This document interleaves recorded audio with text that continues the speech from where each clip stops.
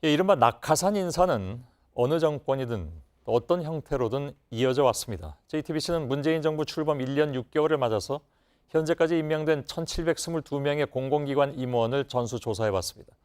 지난 박근혜 정부 하에도 낙하산 인사 관련 보도는 줄곧 해드린 바가 있죠. 예를 들면 박근혜 정부 당시에는 대선 캠프에서 유세 지원단장을 맡았던 김학송 씨를 한국도로공사 사장에 내정하면서 논란이 일었습니다. 그런데 지금은 민주당 원내대표를 지낸 이강래 씨가 사장을 맡고 있습니다.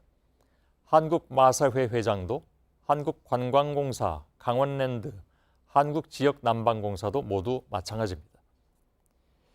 저희 취재팀은 이번에 객관성 있는 조사를 위해서 한국공공신뢰연구원의 도움을 받아서 조사를 진행했습니다.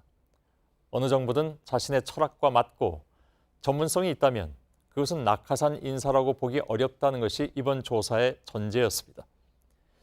그 결과 전문가라고 보기 어려운 사람이 129명, 아예 해당 분야와 무관한 사람도 42명으로 집계됐습니다. 이른바 낙하산 문제는 결국 정부의 건강성과 연결되는 것이라는 취지에서 오늘과 내일 관련 보도를 이어가겠습니다. 먼저 신진 기자의 보도입니다.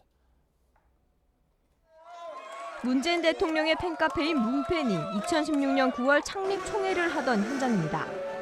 문 대통령 옆에 서 있던 문팬의 리더 박모 씨는 지난 2월 코레일 유통의 비상임이사로 선임됐습니다.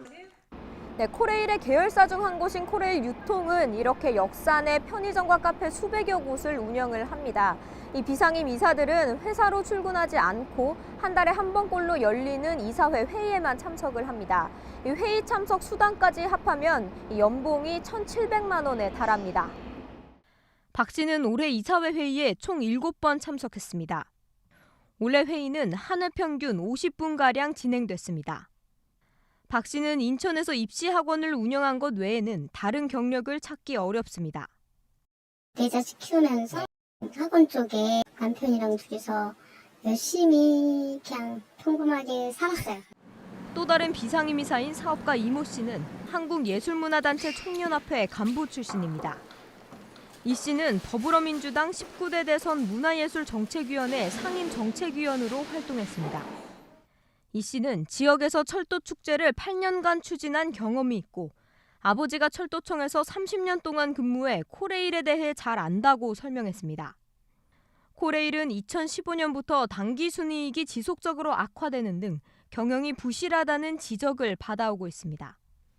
코레일 유통과 로지스 등 계열사들도 부채 비율이 지나치게 높거나 불공정 계약과 같은 갑질 논란이 불거지는 등 경영이 불안정하다는 평가를 받고 있습니다. JTBC 신진입니다.